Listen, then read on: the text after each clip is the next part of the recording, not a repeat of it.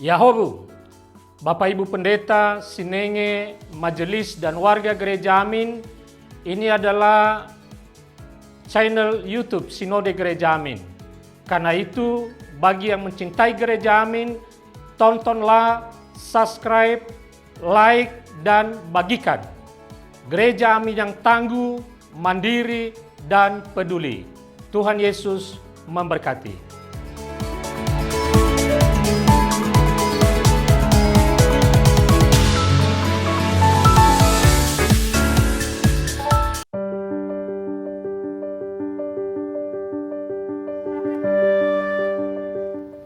Shalom youth people, senang sekali bisa menyapa teman-teman semua kembali dalam program Youth for Christ. Perkenalkan, nama saya Elisa Bernike Sunarko. Saat ini saya sedang melayani di GKI Ciledug Raya. Nah teman-teman, hari ini kita akan bersama-sama merenungkan satu bagian dari firman Tuhan dengan judul Penyertaan Tuhan. Nas firman Tuhan, ayat firman Tuhan yang menjadi landasan perenungan kita hari ini berasal dari 1 Tawarikh 11 ayat yang pertama sampai 9. Tapi sebelum kita merenungkan lebih jauh firman Tuhan, adalah baik untuk kita lebih dahulu berdoa. Mari kita berdoa. Ya Tuhan Allah yang mengasihi kami mau bersama-sama mendengar firman Tuhan. Maka kami mengundang Tuhan untuk berbicara kepada setiap kami dan memampukan kami untuk menjadi pendengar dan pelaku firman Tuhan. Di dalam nama Tuhan Yesus Kristus kami berdoa. Amin. Rekan-rekan, ayat yang menjadi pusat refleksi kita hari ini berasal dari 1 Tawarikh 11 ayat yang ke-9. 1 Tawarikh 11 ayat yang ke-9 berbunyi demikian. Lalu makin lama makin besarlah kuasa Daud, sebab Tuhan semesta alam menyertainya. Rekan-rekan, siapa di sini yang tidak tahu, tidak pernah dengar nama Joko Widodo? Saya yakin tidak ada. Setiap kita pasti tahu siapa itu Joko Widodo.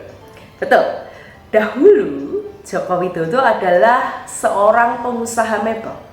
Tidak banyak orang yang berpikir Jokowi akan mampu menjadi Presiden Republik Indonesia.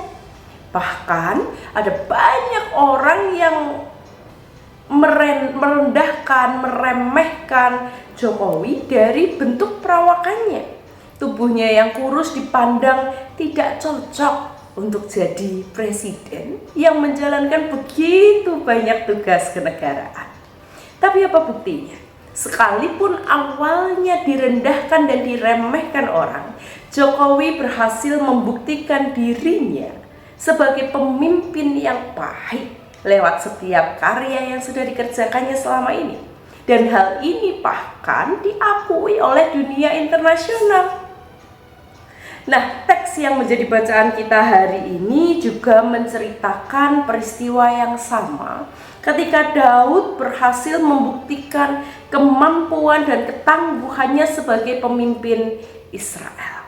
Teman-teman, awalnya Daud juga diremehkan. Mengapa? Karena tubuhnya kecil, penampilan fisiknya kecil. Dan hal ini membuat orang berpikir tidak mungkin seorang Daud yang kecil mempunyai kemampuan untuk memimpin pasukan perang.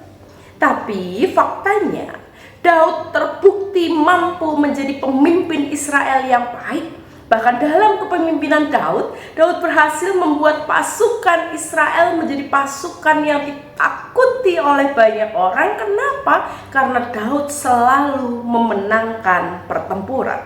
Dan semua ini terjadi karena Tuhan menyertai Daud.